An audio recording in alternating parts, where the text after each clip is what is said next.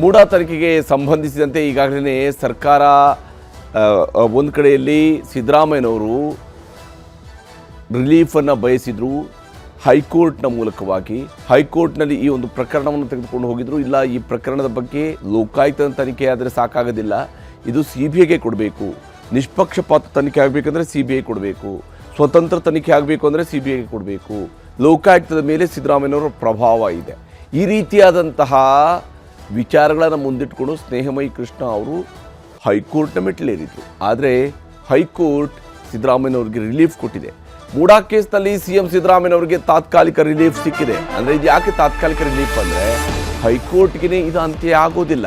ಈ ಕಾನೂನಿನ ಸಮರವನ್ನು ಸುಪ್ರೀಂ ಕೋರ್ಟ್ಗೆ ತೆಗೆದುಕೊಂಡು ಹೋಗುವಂಥ ಅವಕಾಶ ಇದ್ದೇ ಇರುತ್ತೆ.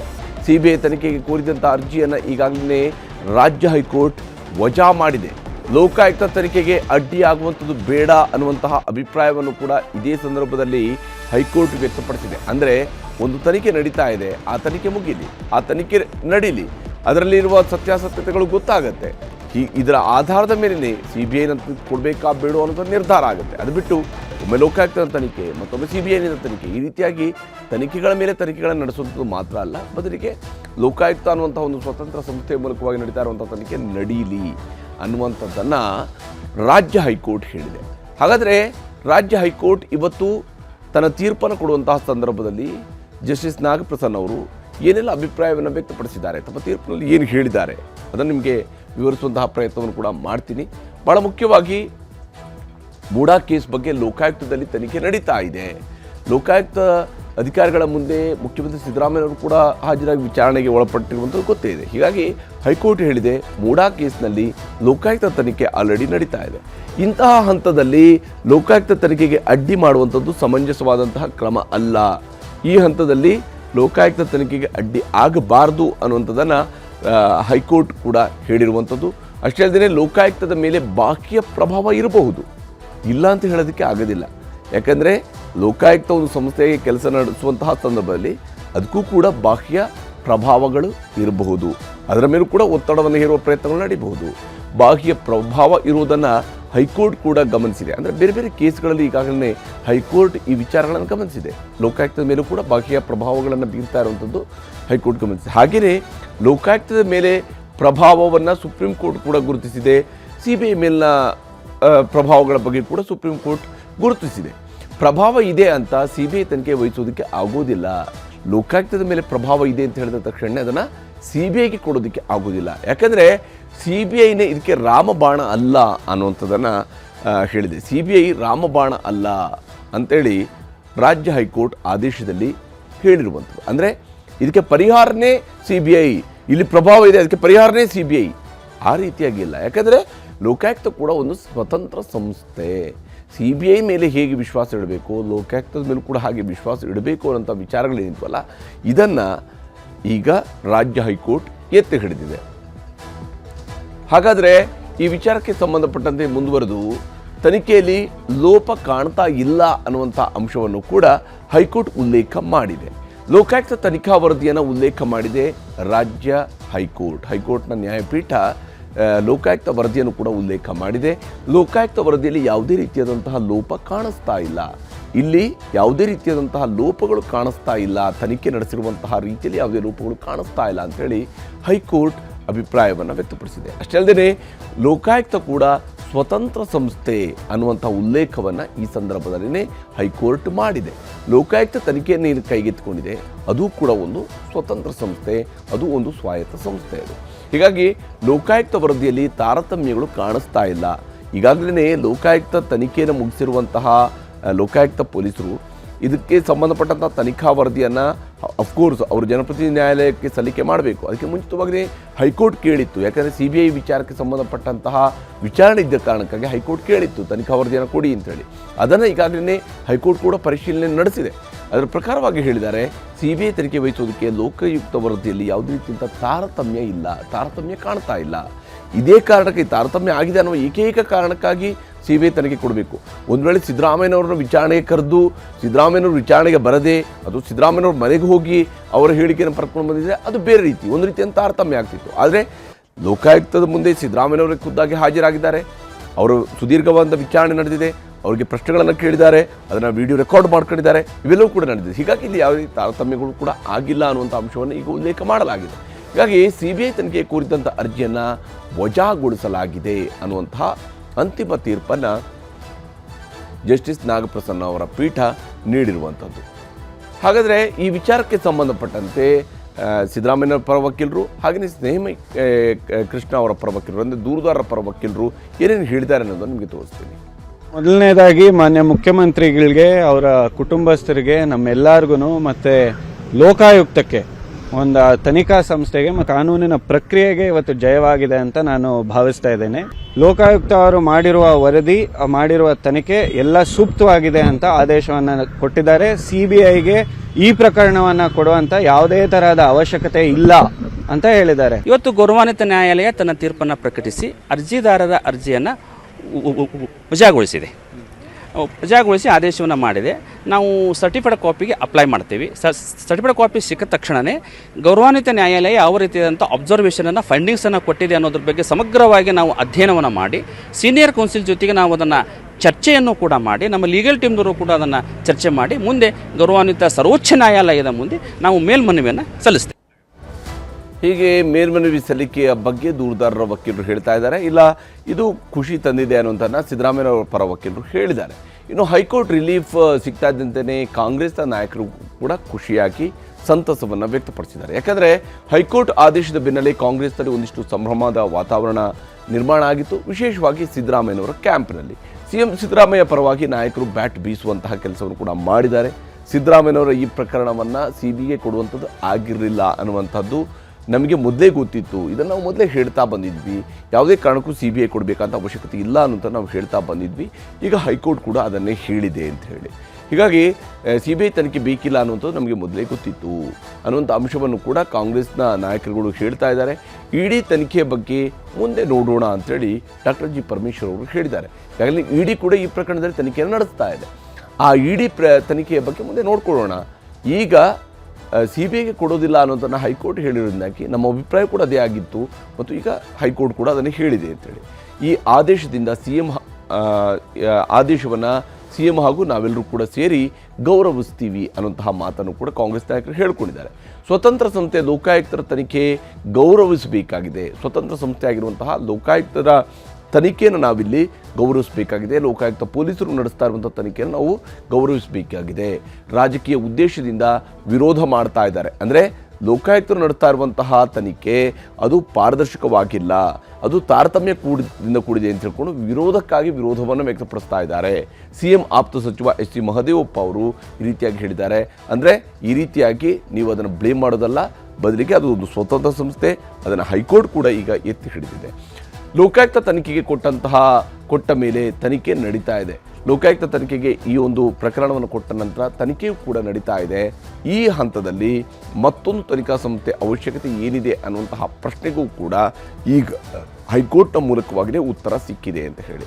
ರಾಜಕೀಯದ ದುರುದ್ದೇಶ, ಸರ್ಕಾರಕ್ಕೆ ಒತ್ತಡ ಹಾಕುವಂಥ ಹುನ್ನಾರ ಇದರಲ್ಲಿ ಅಡಗಿತ್ತು. ಆ ಕೆಲಸವನ್ನು ಕೆಲವರು ಮಾಡಿದರು. ಆದರೆ ಹೈಕೋರ್ಟ್ ಈಗ ಆ ಅರ್ಜಿಯನ್ನು ವಜಾಗೊಳಿಸುವುದರ ಮೂಲಕವಾಗಿ ಸಿದ್ದರಾಮಯ್ಯನವರಿಗೆ ಜಯ ಆಗಿದೆ. CBI ಮೂಲಕ ಅನುಕೂಲಕ್ಕೆ ಬಳಸಿಕೊಳ್ಳುವಂತಹ ಪ್ರಯತ್ನ ಕೂಡ ಆಗಿತ್ತು. CBIಯನ್ನು ಬಳಸಿಕೊಂಡು ಅದರ ಮೂಲಕವಾಗಿ ತಮ್ಮ ಅನುಕೂಲಕ್ಕೆ ತಕ್ಕಂತೆ CBIಯನ್ನು ಬಳಸಿಕೊಳ್ಳುವಂಥ ಉದ್ದೇಶವೂ ಕೂಡ ಇದರ ಹಿನ್ನೆಲೆಯಲ್ಲಿತ್ತು. CBIಗೆ ಕೊಡಿ ಅಂತ ಹೇಳ್ಕೊಂಡು ಕೇಳಿದ್ರಿಂದಾಗಿ. ಆದರೆ ಈ ತೀರ್ಪು ಸಂತಸ ತಂದಿದೆ ಅಂತ ಹೇಳಿ ಉನ್ನತ ಶಿಕ್ಷಣ ಸಚಿವ ಡಾಕ್ಟರ್ MC ಸುಧಾಕರ್ ಅವರು ಸಂತಸವನ್ನು ವ್ಯಕ್ತಪಡಿಸಿದ್ದಾರೆ. ಕಾಂಗ್ರೆಸ್ ನಾಯಕರುಗಳು ಏನೇನು ಹೇಳಿದ್ದಾರೆ ಅನ್ನೋದನ್ನು ನಿಮಗೆ ತೋರಿಸ್ತೀನಿ. ರಾಜಕೀಯ ಪ್ರೇರಿತವಾದಂಥ ಪ್ರಕರಣ ಇದು. ಸಂಪೂರ್ಣವಾಗಿ ಲೋಕಾಯುಕ್ತ ಇದನ್ನು ತನಿಖೆ ಮಾಡೋಕ್ಕೆ ಸಮರ್ಥರಿದ್ದಾರೆ. ಅವರು ತನಿಖೆಯನ್ನು ಮಾಡ್ತಾರೆ. ಬೇರೆ ಯಾವ ಸಂಸ್ಥೆ ಅವಶ್ಯಕತೆ ಕೂಡ ಇಲ್ಲ. ಮತ್ತು ಈ ಒಂದು ಷಡ್ಯಂತ್ರ ಏನಿತ್ತು, ಇಡಿಯನ್ನು CBIಯನ್ನು ಬಳಸಿ ಸರ್ಕಾರವನ್ನು, ಮುಖ್ಯಮಂತ್ರಿಗಳು ಸಿದ್ದರಾಮಯ್ಯನವ್ರನ್ನ ಅಸ್ಥಿರಗೊಳಿಸುವಂಥ ಪ್ರಯತ್ನ ಮತ್ತು ಷಡ್ಯಂತ್ರ ಇತ್ತಲ್ಲ, ಅದಕ್ಕೆ ಇವತ್ತು ಅವ್ರಿಗೆ ಒಂದು ಹಿಂದೇಟಾಗಿದೆ. ಲೋಕಾಯುಕ್ತ ಸಂಸ್ಥೆ ಏನು ಇನ್ವೆಸ್ಟಿಗೇಷನ್ ಮಾಡ್ತಾ ಇದೆ ಅದರ ಮೇಲೆ ಕೂಡ ಒಂದಿಷ್ಟು ಫೈತ್ ಇರಬೇಕು ಅನ್ನೋದು. ಅಲ್ಲಿ ನಾವು ಇಂಥ ಸಂದರ್ಭದಲ್ಲಿ ಒಂದು ಇನ್ಸ್ಟಿಟ್ಯೂಷನ್ ಅನ್ನ ಮಾಡಿದ ಮೇಲೆ ಆ ಇನ್ಸ್ಟಿಟ್ಯೂಷನ್ ಮೇಲೆ ಒಂದಿಷ್ಟು ವಿಶ್ವಾಸ ಬೇಕಲ್ವಾ. ಹಾಗಾಗಿ ಲೋಕಾಯುಕ್ತ ಸಂಸ್ಥೆಯ ಮೇಲೆ ಪೋಸ್ಟು ವಿಶ್ವಾಸವನ್ನ ಇಟ್ಟು ಈ ರೀತಿ ಯಾವ ರೀತಿ ಲೋಕಾಯುಕ್ತ ವರದಿ ಸರಿ ಇಲ್ಲ ಅಂತ ಹೇಳೋದಕ್ಕಾಗುತ್ತೆ? ನೀವು ಏನು ಸರಿ ಇಲ್ಲ ಅಂತ ಹೇಳೋದಕ್ಕೆ ಏನಿದೆ ಅಂತ ಅನ್ನೋ ಅರ್ಥ ಇದೆ. ಹಾಗಾಗಿ ಇದು ಒಳ್ಳೆಯ ತೀರ್ಮಾನ ಅಂತ ಹೇಳಿ ನನಗನ್ಸುತ್ತೆ. ಮೂಡ ಕೇಸನ್ನು ರಾಜಕೀಕರಣಗೊಳಿಸಿದ ವಿರುದ್ಧವಾಗಿ ನಮ್ಮ ಧ್ವನಿ ಇತ್ತು. ಒಂದು ತನಿಖೆ ಆದೇಶ ಮಾಡಿದಾಗ ಅದನ್ನು ಕೂಡ ನಾವು ಗೌರವಿಸಿದ್ವಿ. ತನಿಖೆಗೆ ಆದೇಶ ಮಾಡ್ತು ಹೈಕೋರ್ಟ್, ಗೌರವಿಸಿ, because we are law binding citizen and we respect law. ಮತ್ತು ಈಗ ಹೈಕೋರ್ಟು ಎಲ್ಲ ವಿಷಯಗಳನ್ನು ಪರಾಮರ್ಶಿಸಿ CBI ತನಿಖೆ ಕೋರಿಕೆಯನ್ನು ವಜಾಗೊಳಿಸಿದೆ. ಸೊ ಅದು ಕಾನೂನು ತೆಗೆದುಕೊಂಡಿದ್ದ ತೀರ್ಮಾನವನ್ನು ನಮಗೆ ವಿರುದ್ಧವಾಗಿದ್ದವು ನಾವು ಗೌರವಿಸಿದ್ವಿ, ಈಗಲೂ ಕೂಡ ಗೌರವಿಸ್ತೀವಿ. ಅದ್ರ ಬಗ್ಗೆ ನಂಬಿಕೆ ಇದೆ. ಮತ್ತೊಂದು ತನಿಖಾ ಸಂಸ್ಥೆಯ ಅವಶ್ಯಕತೆ ಏನಿದೆ ಅಂತಕ್ಕಂಥದ್ದನ್ನು ನಾವೆಲ್ಲರೂ ಅದ್ರ ಬಗ್ಗೆ ಪ್ರಸ್ತಾಪ ಮಾಡಿದ್ವಿ, ಅದ್ರ ಬಗ್ಗೆ ಚರ್ಚೆಗಳನ್ನು ಮಾಡಿದ್ವಿ. ಇದು ಕೇವಲ ರಾಜಕೀಯ ದುರುದ್ದೇಶ,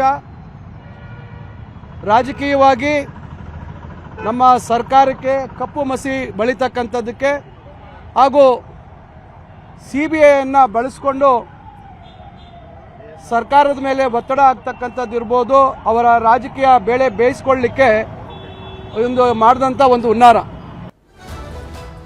ಹೀಗೆ ಇದೆಲ್ಲವೂ ಕೂಡ ಸಿದ್ದರಾಮಯ್ಯನವ್ರನ್ನ ಮತ್ತು ಸರ್ಕಾರವನ್ನು ಅಸ್ಥಿರಗೊಳಿಸುವಂತಹ ಹುನ್ನಾರ ಅನ್ನೋದನ್ನು ಕಾಂಗ್ರೆಸ್ ನಾಯಕರು ಹೇಳ್ತಿದ್ದಾರೆ. ಮತ್ತೊಂದು ಕಡೆ BJP ಹೇಳ್ತಾ ಇರುವಂತಹ ಅಂಶವನ್ನು ನೋಡಬೇಕು. CM ಆರೋಪದಿಂದ ಮುಕ್ತ ಆಗಿಲ್ಲ, ಕೇವಲ ಈಗ CBIಗೆ ಕೊಟ್ಟಿಲ್ಲ ಅಂತ ಹೇಳಿದ ತಕ್ಷಣ ಸಿದ್ದರಾಮಯ್ಯನವ್ರಿಗೆ ಕ್ಲೀನ್ ಚಿಟ್ ಕೊಟ್ಟಿದೆ ಅಂತೇಳಿ ಅಲ್ಲ. CBI ತನಿಖೆ ವಹಿಸೋದಕ್ಕೆ ಹೈಕೋರ್ಟ್ ನಿರಾಕರಣೆಯ ವಿಚಾರಕ್ಕೆ ಸಂಬಂಧಪಟ್ಟಂತೆ BJP ನಾಯಕರುಗಳು ಪ್ರತಿಕ್ರಿಯೆಯನ್ನು ನೀಡ್ತಾ ಇದ್ದಾರೆ.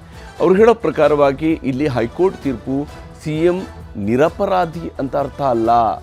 CBIಗೆ ಕೊಟ್ಟಿಲ್ಲ ಅನ್ನೋದನ್ನು ಬಿಟ್ಟರೆ ಸಿದ್ದರಾಮಯ್ಯನವರು ನಿರಪರಾಧಿ ಅನ್ನುವಂಥ ಅರ್ಥ ಇದರಲ್ಲಿ ಬರೋದಿಲ್ಲ ಅಂತೇಳಿ BJPಯವರು ಹೇಳ್ತಾ ಇದ್ದಾರೆ. ಅಷ್ಟೇ ಅಲ್ಲದೆ ಮುಂದುವರೆದು ಸಿದ್ದರಾಮಯ್ಯನವರ ವಿಚಾರಕ್ಕೆ ಸಂಬಂಧಪಟ್ಟಂತೆ ಹೈಕೋರ್ಟ್ ಆದೇಶದಿಂದ CM ಆರೋಪ ಮುಕ್ತ ಆಗಿಲ್ಲ. ಸಿದ್ದರಾಮಯ್ಯನವರು ಮೂಡ ಹಗರಣಕ್ಕೆ ಸಂಬಂಧಪಟ್ಟಂತೆ ಆರೋಪಗಳನ್ನು ಅಂದೂ ಎದುರಿಸ್ತಾ ಇದ್ದಾರೆ, ಇಂದೂ ಎದುರಿಸ್ತಾ ಇದ್ದಾರೆ. ಅದರಿಂದ ಅವರು ಮುಕ್ತರಾಗಿಲ್ಲ. ಅವರ ಮೇಲಿರುವಂತಹ ಪ್ರಕರಣಗಳು ಹಾಗೆಯೇ ಇದ್ದಾವೆ. ಮೂಡ ಕೇಸ್ನಲ್ಲಿ ನಮ್ಮ ಹೋರಾಟ ಕೂಡ ಈ ಕಾರಣಕ್ಕಾಗಿ ನಿಲ್ಲೋದಿಲ್ಲ. ನಾವು ಏನು ಹೋರಾಟವನ್ನು ಆರಂಭಿಸಿದ್ವಿ, ಮೂಡ ವಿಚಾರದಲ್ಲಿ ಪಾದಯಾತ್ರೆಯನ್ನು ಮಾಡಿದ್ವಿ, ಅದೇ ಸ್ವರೂಪದಲ್ಲಿ ನಮ್ಮ ಹೋರಾಟ ಈಗಲೂ ಕೂಡ ನಿಲ್ಲೋದಿಲ್ಲ ಅಂತೇಳಿ ವಿಜಯೇಂದ್ರ ಅವರು ಹೇಳ್ಕೊಂಡಿದ್ದಾರೆ. ಇನ್ನು CBI ತನಿಖೆಗೆ ಆಗ್ರಹಿಸಿದಂಥ ಅರ್ಜಿಯನ್ನು ಡಿಸ್ಮಿಸ್ ಮಾಡಿರುವಂಥ ವಿಚಾರಕ್ಕೆ ಸಂಬಂಧಪಟ್ಟಂತೆ BJP ನಾಯಕರುಗಳು ಒಬ್ಬರಾದ ಮೇಲೊಬ್ಬರು ಮಾತನಾಡಿದ್ದಾರೆ. ವಿಶೇಷವಾಗಿ ಅಶೋಕ್ ಅವರು ಹೇಳಿರುವಂತಹ ಅಂಶ, ಯಾಕಂದರೆ ಪ್ರತಿಪಕ್ಷ ನಾಯಕರು ಸರ್ಕಾರದ ವಿಚಾರಕ್ಕೆ ಸಂಬಂಧಪಟ್ಟಂತೆ ನ್ಯಾಯಾಲಯದ ಆದೇಶವನ್ನು ನಾವು ಒಪ್ಪಲೇಬೇಕು, ನ್ಯಾಯಾಲಯ ಏನು ಆದೇಶವನ್ನು ಕೊಟ್ಟಿದೆ ಅದನ್ನು ನಾವೆಲ್ಲರೂ ಕೂಡ ಒಪ್ಪಲೇಬೇಕು, ಆದರೆ ನ್ಯಾಯ ಸಿಗುವ ತನಕವೂ ಕೂಡ ನಮ್ಮ ಹೋರಾಟ ಮುಂದುವರಿಯುತ್ತೆ, ಈ ವಿಚಾರಗಳಲ್ಲಿ ನಮ್ಮ ಹೋರಾಟ ಮುಂದುವರಿಯುತ್ತೆ ಅಂತೇಳಿ ಅಶೋಕ್ ಅವರು ಹೇಳಿದ್ದಾರೆ. ಹೀಗೆ BJP ನಾಯಕರುಗಳು ಒಬ್ಬರಾದ ಮೇಲೊಬ್ಬರು ಹೇಳ್ತಾ ಇರುವಂಥದ್ದು, ಈಗಾಗಲೇ 14 ಸೈಟ್ ಕೊಡಿಸಿರುವಂಥದ್ದು ಜಗಜ್ಜಾಹೀರಾಗಿದೆ. ಸಿದ್ದರಾಮಯ್ಯನವರು 14 ಸೈಟ್ಗಳನ್ನು ಕೊಡಿಸಿರುವಂಥದ್ದು, ಸಿದ್ದರಾಮಯ್ಯನವರ ಪತ್ನಿಗೆ 14 ಸೈಟನ್ನು ಕೊಟ್ಟಿರುವಂಥದ್ದು ಜಗಜ್ಜಾಹೀರಾಗಿರುವಂತಹ ವಿಚಾರ. ಪಾರದರ್ಶಕ ತನಿಖೆಗೆ CM ಸ್ಥಾನಕ್ಕೆ ರಾಜೀನಾಮೆಯನ್ನು ಕೊಡಬೇಕು, ಮುಖ್ಯಮಂತ್ರಿಯಾಗಿ ಅವರು ಮುಂದುವರಿಯುವಂಥ ಅರ್ಹತೆ ಇಲ್ಲ, ಅವರು ರಾಜೀನಾಮೆಯನ್ನು ಕೊಡಬೇಕು ಅನ್ನುವಂಥ ಆಗ್ರಹವನ್ನು ಮುಂದುವರಿಸಿದ್ದಾರೆ. ಕೋರ್ಟ್ ಮತ್ತು ಜನರ ಮೇಲೆ ನಂಬಿಕೆ ಇದ್ದರೆ ರಾಜೀನಾಮೆಯನ್ನು ಕೊಡಬೇಕು ಅಂತೇಳಿ BJPಯ MLC ರವಿಕುಮಾರ್ ಅವರು ಕೂಡ ಆಗ್ರಹಿಸಿದ್ದಾರೆ. ಹೀಗೆ CM ರಾಜೀನಾಮೆಗೆ ಒತ್ತಾಯಿಸಿದ್ದಾರೆ MLC ರವಿಕುಮಾರ್. BJPಯ ನಾಯಕರುಗಳ ಒತ್ತಾಯ, ಅವರ ಅಭಿಪ್ರಾಯ ಏನಿದೆ ಅನ್ನೋದನ್ನು ನಿಮಗೆ ತೋರಿಸ್ತೀನಿ. ಉಚ್ಚ ನ್ಯಾಯಾಲಯ CBI ತನಿಖೆ ಕೋರಿರ್ತಕ್ಕಂಥ ಅರ್ಜಿಯನ್ನ ತಿರಸ್ಕರಿಸಿದ್ದಾರೆ. ಅದರ ಅರ್ಥ ಮುಖ್ಯಮಂತ್ರಿ ಸಿದ್ದರಾಮಯ್ಯನವರು ನಿರಪರಾಧಿ ಅಂತ ಹೈಕೋರ್ಟ್ ಹೇಳಿಲ್ಲ. ಸಿದ್ದರಾಮಯ್ಯನವರು ಮೂಡ ಪ್ರಕರಣದಲ್ಲಿ ಅವ್ರ ಮೇಲೆ ಆರೋಪ ಏನು ಬಂದಿದೆ, ಆರೋಪ ಮುಕ್ತರನ್ನಾಗೇನು ಹೈಕೋರ್ಟ್ ಮಾಡಿಲ್ಲ. CBI ತನಿಖೆ ಕೊಡೋದಿಲ್ಲ ಅನ್ನುವ ತೀರ್ಪನ್ನ ರಾಜ್ಯ ಉಚ್ಚ ನ್ಯಾಯಾಲಯ ಹೇಳಿರ್ತಕ್ಕಂಥದ್ದು. ನಾವು ಹೋರಾಟ ಮಾಡ್ತಾ ಇದ್ರಿ, CBI ತನಿಖೆ ಕೊಡಬೇಕು, ಆಗಲೇ ನಿಷ್ಪಕ್ಷವಾದಂಥ ತನಿಖೆ ಬರೋದಂಥದ್ದು. ಈಗ ಕೋರ್ಟ್ ಆದೇಶ ಮಾಡಿದೆ, ನಾವು ಕೋರ್ಟ್ ಆದೇಶನ ಒಪ್ಪಲೇಬೇಕಾಗ್ತೈತೆ. ಸದ್ಯಕ್ಕೆ ನನಗನ್ಸುತ್ತೆ ಸಿದ್ದರಾಮಯ್ಯನವ್ರಿಗೂ ಸ್ವಲ್ಪ ರಿಲೀಫ್ ಸಿಕ್ಕಿದೆ. ಅದರಿಂದ ಮುಂದಿನ ದಿನಗಳಲ್ಲಿ ಕಾನೂನು ಪ್ರಕಾರ ಏನು ಹೋರಾಟ ಮಾಡ್ಬೋದು ಆ ಹೋರಾಟಗಳನ್ನು ಸಿದ್ದರಾಮಯ್ಯನವರ ವಿಚಾರವಾಗಿ ನಾವು ಹೋರಾಟವನ್ನು ನಾವು ಮುಂದುವರಿಸ್ತೀರಿ. ಸಿದ್ದರಾಮಯ್ಯ ಅವರು 14 ಸೈಟ್ಗಳನ್ನು ಏನು ತಮ್ಮ ಪತ್ನಿಯವರಿಗೆ ಕೊಡಿಸಿದ್ದಾರೆ, ಇದು ಜಗಜ್ಜಾಹೀರು. ಹಾಗಾಗಿ ನಾನು ಈಗಲೂ ಹೇಳ್ತೀನಿ, ಕೇಸ್ ವಜಾ ಆಗಿರಬಹುದು, ಬಟ್ ಜಡ್ಜ್ಮೆಂಟ್ ಇವರು ಅಪ್ರಾಮಾಣಿಕ ಅಂತ ಹೇಳಿ. ಆದ್ದರಿಂದ ನಾನು ಈಗಲೂ ಕೂಡ ಹೇಳ್ತೇನೆ, ಏನಾದ್ರು ಸ್ವಲ್ಪ ಘನತೆ ಗೌರವ ಇದ್ದರೆ ಕೋರ್ಟ್ಗಳ ಬಗ್ಗೆ, ಜನಾಭಿಪ್ರಾಯದ ಬಗ್ಗೆ ಕೂಡಲೇ ಸಿದ್ದರಾಮಯ್ಯ ಅವರು ರಾಜೀನಾಮೆ ಕೊಡಬೇಕು ಅಂತ ನಾನು ಈ ಸಂದರ್ಭದಲ್ಲಿ ಆಗ್ರಹ ಪಡಿಸ್ತೇನೆ. ಹೀಗೆ BJPಯವರು ಒಂದು ಕಡೆಯಲ್ಲಿ ನಮ್ಮ ಹೋರಾಟ ನಿಲ್ಲುವುದಿಲ್ಲ ಅಂತ ಹೇಳ್ತಿದ್ದಾರೆ. ಇದರ ನಡುವೆನೇ ಸುಪ್ರೀಂ ಕೋರ್ಟ್ಗೆ ಮೇಲ್ಮನವಿ ಸಲ್ಲಿಸೋದು ಕೂಡ ಫಿಕ್ಸ್ ಅಂತ ಹೇಳಲಾಗ್ತಾ ಇದೆ. ಹೈಕೋರ್ಟ್ನಲ್ಲಿ ಅರ್ಜಿ ವಜಾ ಆಗಿದೆ, ಸುಪ್ರೀಂ ಕೋರ್ಟ್ಗೆ ಹೋಗ್ತೀವಿ ಅನ್ನುವಂತಹ ನಿರ್ಧಾರಕ್ಕೆ ಈಗಾಗಲೇ ದೂರುದಾರರು ಬಂದಿದ್ದಾರೆ. ಸದ್ಯ ಕಾನೂನು ಹೋರಾಟದಲ್ಲಿ ಹಿನ್ನಡೆ ಆಗಿರುವಂಥದ್ದು ಸತ್ಯ ಅನ್ನೋದನ್ನು ಕೂಡ ದೂರುದಾರರು ಒಪ್ಕೊಳ್ತಾ ಇದ್ದಾರೆ. ನಮಗೆ ಕಾನೂನು ಹೋರಾಟದಲ್ಲಿ ಸದ್ಯಕ್ಕೆ ಹಿನ್ನಡೆಯಾಗಿದೆ, ಆದರೆ ಸುಪ್ರೀಂ ಕೋರ್ಟ್ನಲ್ಲಿ ಹೈಕೋರ್ಟ್ ಆದೇಶವನ್ನು ನಾವು ಪ್ರಶ್ನಿಸ್ತೀವಿ, ಇದನ್ನು ಇಲ್ಲಿಗೆ ಮುಗಿಸುವಂಥದ್ದು ಅಲ್ಲ, ಇದು ಸುಪ್ರೀಂ ಕೋರ್ಟ್ಗೆ ಪ್ರಶ್ನಿಸ್ತೀವಿ. ಆದೇಶ ಪ್ರತಿ ಓದಿದ ಬಳಿಕ ವಜಾಗೊಳಿಸೋದಕ್ಕೆ ಕಾರಣಗಳನ್ನು ಏನೇನು ಕಾರಣಗಳನ್ನು ಕೊಟ್ಟಿದ್ದಾರೆ ಅನ್ನೋದನ್ನು ಪರಿಶೀಲಿಸಿ ನಂತರ ನಾವು ನಿರ್ಧಾರವನ್ನು ಕೈಗೊಳ್ತೀವಿ. ಸುಪ್ರೀಂ ಕೋರ್ಟ್ಗೆ ಯಾವ ಆಧಾರದ ಮೇಲೆ, ಯಾವ ಗ್ರೌಂಡ್ ಮೇಲ್ಗಡೆ ನಾವು ಮೇಲ್ಮನವಿಯನ್ನು ಸಲ್ಲಿಸಬೇಕು ಅನ್ನೋಂಥರ ಬಗ್ಗೆ ಸ್ನೇಹಮಯಿ ಕೃಷ್ಣ ಅವರು ಸ್ಪಷ್ಟನೆಯನ್ನು ಕೊಟ್ಟಿದ್ದಾರೆ. ಅಷ್ಟರ ಮಟ್ಟಿಗೆ ಅವರು ತಮ್ಮ ಹೋರಾಟವನ್ನು ಮುಂದುವರಿಸುವಂಥ ತೀರ್ಮಾನಕ್ಕೆ ಬಂದಿದ್ದಾರೆ. ಅರ್ಜಿ ವಜಾ ಮಾಡಿದ್ದಾರೆ ಅಂದರೆ ಸದ್ಯಕ್ಕೆ ಬೇಡ ಅಂತೇಳಿ ಅಷ್ಟೇ ಅರ್ಥ, ಅದು ಹೊರತಾಗಿ CBI ತನಿಖೆ ಈಗ ಬೇಡ ಅನ್ನುವಂಥದ್ದಷ್ಟೇ ಅರ್ಥ ಹೊರತು CBI ತನಿಖೆಯೇ ಬೇಡ ಅಂತೇಳಿ ಏನೂ ಅಲ್ಲ. ಈಗಾಗಲೇ ತನಿಖಾ ಸಂಸ್ಥೆಗಳ ವಿಚಾರಣೆ ನಡೀತಾ ಇದೆ. ಈ ಕಾರಣಕ್ಕಾಗಿ ಮಾತ್ರನೇ ಸದ್ಯಕ್ಕೆ CBIಗೆ ಕೊಡೋದಕ್ಕೆ ಹೈಕೋರ್ಟ್ ಮುಂದಾಗಿಲ್ಲ. ಈ ಅರ್ಥದಲ್ಲಿ ಹೈಕೋರ್ಟ್ ಆದೇಶ ಮಾಡಿರಬಹುದು ಅನ್ನುವಂಥ ಅಭಿಪ್ರಾಯವನ್ನು ಕೂಡ ಸ್ನೇಹಮಯಿ ಕೃಷ್ಣ ಅವರು ವ್ಯಕ್ತಪಡಿಸಿದ್ದಾರೆ. ಈಗ ಹಾಕಿದ್ದಂಥ ಅರ್ಜಿಯಲ್ಲಿನ ತಪ್ಪುಗಳನ್ನು ತಿದ್ದುಕೊಳ್ಬೇಕಾಗಿದೆ, ಅದನ್ನು ತಿದ್ದುಕೊಂಡು ನಂತರ ನಾವು ಸುಪ್ರೀಂ ಕೋರ್ಟ್ಗೆ ಮೇಲ್ಮನವಿಯನ್ನು ಸಲ್ಲಿಸ್ತೀವಿ ಅಂತ ಹೇಳಿ, ಅಂದರೆ ಅವರು ತಮ್ಮ ಕಾನೂನು ಹೋರಾಟವನ್ನು ಮುಂದುವರಿಸುವಂಥದ್ದು ನಿಶ್ಚಿತ ಆಗಿದೆ. ನ್ಯಾಯ ಸಿಗದೇ ಇದ್ದಾಗ CBI ತನಿಖೆ ನಾವು ಕೇಳಬಹುದು. ಒಂದು ವೇಳೆ ನಮಗೆ ಲೋಕಾಯುಕ್ತ ವರದಿಯಲ್ಲೂ ಕೂಡ ನ್ಯಾಯ ಸಿಕ್ಕಿಲ್ಲ ಅಂತ ಹೇಳಿದಾಗ ಆಗಲೂ ಕೂಡ ನಾವು CBI ತನಿಖೆ ಕೇಳಬಹುದು. ಅಂದರೆ ಇದು ಸಿದ್ದರಾಮಯ್ಯನವರಿಗೆ ಸದ್ಯಕ್ಕಂದು ತಪ್ಪದ ಕಿರಿಕಿರಿಯಾಗಿಯೇ ಇರುತ್ತೆ. ಇವತ್ತಲ್ಲ ನಾಳೆ ಈ ಪ್ರಕರಣ ಮತ್ತೆ ಹೈಕೋರ್ಟ್ನಲ್ಲಿ ಬರುತ್ತೆ ಅಥವಾ ಸುಪ್ರೀಂ ಕೋರ್ಟ್ನಲ್ಲಿ ಕೂಡ ಬರುತ್ತೆ. ರಾಜ್ಯದ ಸಂಸ್ಥೆಗಳಿಂದ ನ್ಯಾಯ ಸಿಗುವಂಥ ಸಾಧ್ಯತೆಯೇ ಇಲ್ಲ ಅಂತ ಹೇಳ್ಕೊಂಡಿದ್ದಾರೆ. ರಾಜ್ಯದ ಸಂಸ್ಥೆಗಳು ಅಂತ ಹೇಳಿದರೆ ಲೋಕಾಯುಕ್ತ ಸಂಸ್ಥೆಗಳಿಂದ ನ್ಯಾಯ ಸಿಗುವಂಥ ಸಾಧ್ಯತೆಯೇ ಇಲ್ಲ ಅನ್ನುವಂತಹ ಮಾತುಗಳನ್ನು ಕೂಡ ಇದೇ ಸಂದರ್ಭದಲ್ಲಿ ಅವರು ಹೇಳ್ಕೊಂಡಿದ್ದಾರೆ. ಅಂದರೆ ಮೈಸೂರಲ್ಲಿ RTI ಕಾರ್ಯಕರ್ತ ಗಂಗರಾಜು ಅವರು ಕೂಡ ಇದೇ ಅಭಿಪ್ರಾಯವನ್ನು ವ್ಯಕ್ತಪಡಿಸಿದ್ದಾರೆ. ಇಬ್ಬರು ಕೂಡ ಏಕಕಾಲದಲ್ಲಿ ಒಂದೇ ಸ್ವರೂಪದಲ್ಲಿ ಮಾತನಾಡ್ತಾ ಇದ್ದಾರೆ ಮತ್ತು ಯಾವುದೇ ಕಾರಣಕ್ಕಾಗಿ ಕೂಡ ಈ ಪ್ರಕರಣದಲ್ಲಿ ಇಲ್ಲಿಗೆ ಕೈ ಬಿಡೋದಿಲ್ಲ, ಮುಂದುವರಿಸ್ತೀವಿ ಇದನ್ನು ಅಂತೇಳಿ, ಅಂದರೆ ಇದನ್ನು ಸುಪ್ರೀಂ ಕೋರ್ಟ್ಗೆ ತೆಗೆದುಕೊಂಡು ಹೋಗ್ತೀವಿ ಅನ್ನೋಂಥ ಅಭಿಪ್ರಾಯವನ್ನು ವ್ಯಕ್ತಪಡಿಸಿದ್ದಾರೆ. ಆದರೆ ಇಷ್ಟೆಲ್ಲದರ ನಡುವೆ ನಾವು ಗಮನಿಸಲೇಬೇಕಾಗಿರುವಂಥ ಒಂದು ಬಹಳ ಮುಖ್ಯವಾದಂಥ ಅಂಶ ಇದ್ದೇ ಇದೆ, ಅದು ರಾಜಕೀಯವಾಗಿ ಸಿದ್ದರಾಮಯ್ಯನವರ ಶಕ್ತಿ ಹೆಚ್ಚಾಯಿತಾ ಅಂತ ಹೇಳಿ. ಯಾಕಂದರೆ ಹೈಕೋರ್ಟ್ ಆದೇಶದಿಂದ CM ಶಕ್ತಿ ಹೆಚ್ಚಾಯಿತಾ ಅನ್ನುವಂಥ ಪ್ರಶ್ನೆ ಸಹಜವಾಗಿಯೇ ಮೇಲ್ಮುಖವಾಗಿ ಬರ್ತಾ ಇರುವಂಥದ್ದು. ಯಾಕಂದರೆ ಇಷ್ಟು ದಿನ ಹೇಳ್ತಾ ಇದ್ರು CBI ತನಿಖೆ ಕೊಟ್ಬಿಟ್ರೆ ಸಿದ್ದರಾಮಯ್ಯವರು ರಾಜೀನಾಮೆ ಕೊಡಬೇಕಾಗುತ್ತೆ, CBI ತನಿಖೆ ಕೊಟ್ಬಿಟ್ರೆ ಸಿದ್ದರಾಮಯ್ಯವರು ಮುಖ್ಯಮಂತ್ರಿಯಾಗಿ ಮುಂದುವರಿಯೋದಕ್ಕೆ ಆಗೋದಿಲ್ಲ, CBIಗೆ ತನಿಖೆ ಕೊಟ್ಟರೆ ಇವತ್ತಲ್ಲ ನಾಳೆ ಸಿದ್ದರಾಮಯ್ಯನವರು ಬಂಧನ ಆಗ್ಬೋದು, ಎಲ್ಲ ವಿಚಾರಗಳು ಇದ್ವಲ್ಲ, ಅದು ಈಗ ದೂರ ಆಗಿದೆ. ಆ ಟೆನ್ಷನ್ ದೂರ ಆಗಿದೆ. ಸಹಜವಾಗಿಯೇ ಶಕ್ತಿ ಹೆಚ್ಚಾಗದೇ ಇದ್ರೂ ಕೂಡ ಸದ್ಯಕ್ಕೆ ಸುಪ್ರೀಂ ಕೋರ್ಟ್ ತೀರ್ಪಿನಿಂದಾಗಿ ನಿರಾಳತೆ ಬಂದಿದೆ. ಅಟ್ಲೀಸ್ಟ್ CBI ತನಿಖೆ ಹೋಗ್ತಾ ಇಲ್ಲ ಇದು ಅನ್ನೋದು ಕನ್ಫರ್ಮ್ ಆಯಿತು. CBI ತನಿಖೆ ಕೊಟ್ಟಿದ್ದರೆ ನ್ಯಾಯಾಂಗ ಸಂಘರ್ಷ ಮತ್ತಷ್ಟು ಜಾಸ್ತಿ ಆಗ್ತಿತ್ತು. ಹಾಗೆಯೇ ಸಿದ್ದರಾಮಯ್ಯನವ್ರಿಗೆ ಸಾಂವಿಧಾನಿಕವಾಗಿ ಅವರು ತನ್ನ ಹುದ್ದೆಯಲ್ಲಿ ಮುಂದುವರಿಬೇಕೋ ಬೇಡವೋ ಅನ್ನುವಂಥ ವಿಚಾರಗಳು ಕೂಡ ಉದ್ಭವ ಆಗ್ತಾಯಿತ್ತು. ಈಗಾಗಲೇ ಲೋಕಾಯುಕ್ತ ವಿಚಾರಣೆ ಎದುರಿಸಿದ್ದು ವರದಿ ಈಗಾಗಲೇ ಸಿದ್ಧಪಡಿಸಿದೆ. ಸಿದ್ದರಾಮಯ್ಯನವರೇ ಹೋಗಿ ಲೋಕಾಯುಕ್ತ ವಿಚಾರಣೆಯನ್ನು ಎದುರಿಸಿ ಬಂದಿದ್ದಾರೆ. ಅವರ ವರದಿ ಕೂಡ ಸಿದ್ಧವಾಗಿದೆ. ಸಿದ್ದರಾಮಯ್ಯನವರ ವಿರುದ್ಧ ನಿಜಕ್ಕೂ ಚಾರ್ಜ್ ಶೀಟ್ ಇದೆಯಾ ಅಥವಾ ಬಿ ರಿಪೋರ್ಟ್ ಇದೆಯಾ ಅದು ಗೊತ್ತಾಗುವಂಥದ್ದಿದೆ. ಇನ್ನೇನಿದ್ದರೂ ಲೋಕಾಯುಕ್ತ ತನಿಖಾ ವರದಿಯ ಮೇಲೆ ಮಾತ್ರ ವಿಚಾರಣೆ ನಡೆಯುತ್ತೆ. ಅದರ ಪ್ರಕಾರವಾಗಿ ಅದು ಕೋರ್ಟ್ಗೆ ಸಲ್ಲಿಕೆ ಆದ ನಂತರ ಆ್ಯಕ್ಚುಲಿ ಏನಿದೆ ಲೋಕಾಯುಕ್ತ ತನಿಖೆಯಲ್ಲಿ ಅನ್ನೋದು ಗೊತ್ತಾಗುತ್ತೆ. ಈ ಹಂತದಲ್ಲಿ CBI ಎಂಟ್ರಿ ಆಗಿದ್ದರೆ ಸಂಕಷ್ಟ ಎದುರಾಗುವಂತಹ ಭೀತಿ ಇದ್ದೇ ಇತ್ತು. ಸಿದ್ದರಾಮಯ್ಯನವ್ರಿಗೆ ಇವತ್ತಲ್ಲ ನಾಳೆ ರಾಜೀನಾಮೆ ಕೊಡಲೇಬೇಕಾದ ಅನಿವಾರ್ಯತೆ ಸೃಷ್ಟಿಯಾಗ್ತಾ ಇತ್ತು. ಆದರೆ ಈಗ ಸದ್ಯದ ಮಟ್ಟಿಗೆ ಅದು ಮುಂದೂಡಿಕೆ ಆಗಿದೆ. ಹೈಕೋರ್ಟ್ ಆದೇಶದಿಂದ ಸದ್ಯಕ್ಕೆ CM ಸಿದ್ದರಾಮಯ್ಯನವರಿಗೆ ದೊಡ್ಡ ರಿಲೀಫ್ ಸಿಕ್ಕಿದೆ ಮತ್ತು ಅವರು ಸಹಜವಾಗಿಯೇ ರಿಲೀಫ್ ಸಿಕ್ಕಿದೆ ಅನ್ನುವಂಥ ಅರ್ಥ ಅದರ ಮುಂದುವರೆದ ಭಾಗ ನಾವು ಹೀಗೂ ಕೂಡ ಹೇಳ್ಬೋದು.